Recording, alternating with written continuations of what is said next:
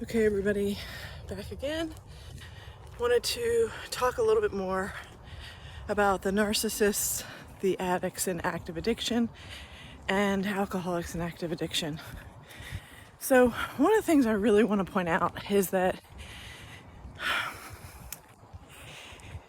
if you were in a relationship with someone and you have consciously agreed to be with someone in active addiction, that's a totally different scenario than someone who has started a relationship where both parties are choosing to be clean and sober. And I just want to make that distinction because that really does play out differently in terms of how you're going to move forward. So, okay, so when you're in a relationship with someone who is in active addiction and you are allowing the relationship to be based on those parameters of being in active addiction, then you're signing up and agreeing and okay with that behavior. And whether you are engaged or married or in agreement to be with someone under those conditions of, yes, you can drink as much as you want. Yes, you can do drugs of any kind, whatever you want. Okay, if that's your agreement, then that's your agreement. This is not what I'm talking about. What I'm talking about is when two people make an agreement, and their agreement and understanding at the onset of their relationship is starting with a baseline of honesty. And I'm saying, hey, I'm clean and sober. I don't want any nonsense and drama in my life. I have a lot of things going on in my life, business, personal, etc. I want to have these goals. I'm on a mission for God's mission. I have these responsibilities. Then I'm laying it down on the table and I'm saying, this is who I am. This is what I expect. This is the agreement that I'm willing to be committed to. Now, when the other person agrees and they say, yeah, I'm clean and sober. I've been in Narcotics Anonymous for 31 years and I'm clean and sober. Well, you actually need to see proof that they are actually clean and sober, okay? And again, in my case, I asked for the proof. I met the sponsor, I met the other sponsees, the other people in the group. I met extended friends.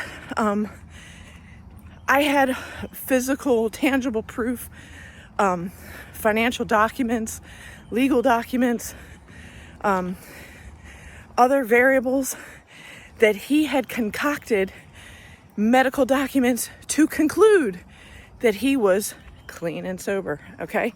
Now here's the bottom line. When a person tells you that they have a serious medical condition and they can fall asleep at any moment because of narcolepsy, I took it pretty seriously, okay? And that would explain why he didn't want to drive. That would explain, a lot of different variables that were part of his, quote, medical condition. But the reality is, when someone is lying to you, manipulating you, and telling you that they have narcolepsy as part of their medical condition, when in reality, they are using that story as a cover-up to hide the symptoms of going on the nod from heroin addiction, and they're using the story of narcolepsy to cover up the heroin addiction, then that is true concocted story manipulation. And the point is, that is what he did in my scenario, okay? And so that's very evil because it's not being honest. It's not telling the truth. And from the onset, I was led to believe that things were a certain way when in reality, they were not. They were not that way. So I hope this clarifies some of the distinctions that I'm trying to make about people that are in active addiction versus people that may be in active addiction and you agree to that from the onset because maybe you're both drinkers or maybe you both do drugs together, whatever. The point is, I'm talking specifically about when two people come together and they say, I am choosing to have a relationship built on trust and honesty, and we both want a clean and sober lifestyle, and for these reasons.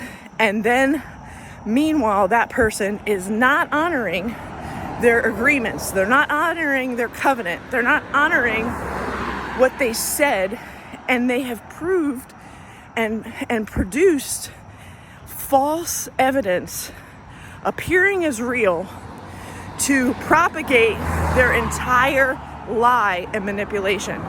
So those are some of the traits of a narcissist in addition to being an addict or an alcoholic, okay? I hope that clears things up. Have a great day, everybody.